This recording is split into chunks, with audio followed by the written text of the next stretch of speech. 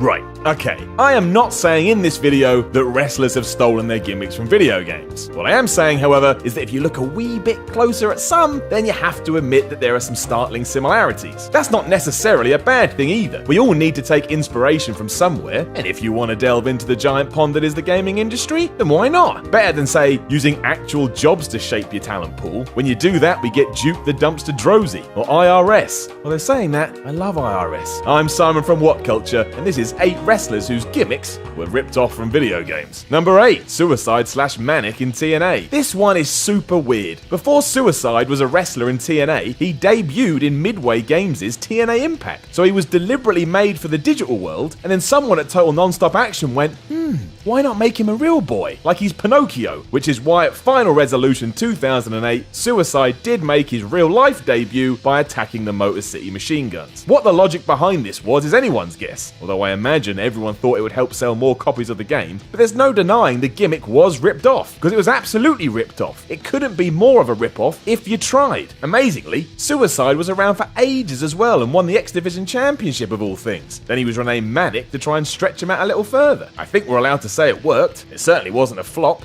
Just odd. Number 7, Wrath in WCW. When the WWE's Adam Bomb went to WCW, he became Wrath. Or in short, he became every single Mortal Kombat character rolled into one, specifically Shang Tsung and Shao Kahn. If you take the hair and general aura of the former and the complete outfit of the latter, that is Wrath. And his big thing was that he knew martial arts, which was Mortal Kombat's whole thing. Now, you could argue this was all one big coincidence, that it was just tying into something that was popular at the time, which is smart all things considered. But then Wrath cameoed on the TV show Mortal Kombat Conquest. So that's the end of that. WCW just ripped off the game and didn't even think twice, like Celine Dion. Number 6, Player Uno in the Independents. Straight away, the name lets you know something is going down. Clearly a play on the idea of Player One. It's pretty obvious what the deal is. And that is the case, because Player Uno makes his living sucking the video game idea well dry. He's worn gear inspired by Mario, Luigi, Wario. He's dressed up like the NES, SNES, and was even in a tag team called, wait for it, the Super Smash Bros. If this has all been one coincidence, then that's straight up terrifying. I also don't get how he hasn't been sued. You would think that would be enough, but it's really not. Even his finishing moves are named after gaming-related goodness. He has the Bubble Bobble Buster and the Dig Dug Driver. Which is a shame, really, because we all know Dig Dug sucked. Number 5, Kofi Kingston in WWE. Aside from the look, and that is dreadlocks, colourful ring gear and all that, Kofi Kingston has even stated in interviews that he was influenced by Eddie Gordo from the Tekken series, which is pretty cool all things considered. If you're going to try and build your character, why not reach out to all forms of entertainment to achieve that? Better than just relying on, I don't know,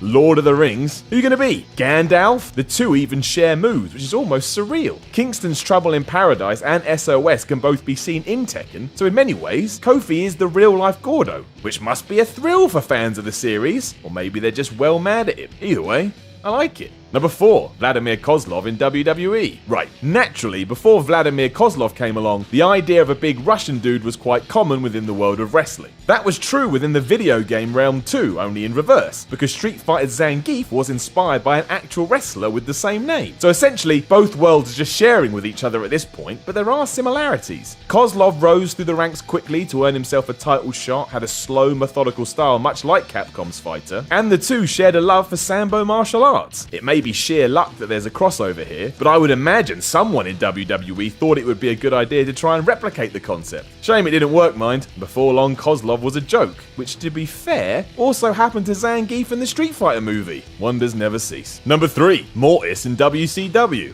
Man, WCW was obsessed with Mortal Kombat. Again, there's logic here. In the 90s, that video game was everywhere, mostly because it embraced the art of killing and said that was super cool. Why anyone thought that would transition across to wrestling, though, is baffling. Thankfully, Mortis wasn't so bad, mostly because underneath the mask was Chris Kanyon, a man who had a heap of talent. You wouldn't have known this was him by looking at the character, however, because it was just a combination of Scorpion and Reptile from the series. That, in theory, is not the worst idea, but as usual, the concept came before the plan, and WCW just booked Mortis into the ground. So not like Scorpion at all, because he was an undead skeleton thing that kicked everybody's ass. There's no doubt something of note could have been done with this band of gaming wannabes, but nothing ever did, so ultimately they were pointless. Number 2, Gangrel in WWE. Have you ever played a WWE video game? Of course you have, because everyone loves video games, especially wrestling fans. They're intrinsically linked, like Dark Souls and masochists. For the more well-observed, however, you will have noticed that the name Gangrel is a trademark of White Wolf, the developer behind a very popular RPG known as Vampire the Masquerade. No prizes for figuring out that's who the leader of the Brood is based on. In the game, the Gangrel are a clan of vampires who go around brutalizing people. But it makes sense why the real name David Heath would think this would work within pro wrestling. It allowed him to be violent and ultimately come up with his own clan. So everything he did was torn straight from the Masquerade. It worked though, meaning he did good, and he gets a gold star. Number 1, Glacier in WCW. They just couldn't let it go, could they? Clearly someone at WCW would just spend all their time on Mortal Kombat because, yet again, we have another tie-in, this time in the form of Glacier, who is quite clearly just Sub-Zero. You don't even have to think about this one. Right there, in your face. It starts naturally with the idea of ice. Sub-Zero, as the name suggests, is a cold dude, as is someone who's called Glacier. WCW may as well have just called him Snowboy, to be honest. Why even bother trying to hide it? Glacier's hideously expensive entrance even had synthetic snow falling from the rooftops. I honestly do not know how Eric Bischoff didn't get a threatening call from Midway. This was just way too obvious. The worst part of it all was that it flopped, and it flopped hard. The character never got over, and Ray Lloyd, the man in the suit, never recovered. That's not fair. That's not fair at all. Know of any other gimmicks that were ripped off by video games? Let us know in the comments below, and don't forget to like, share, and subscribe. You can even follow me on Twitter at SimonMiller316. I'm Simon from What Culture, and I am a video game gimmick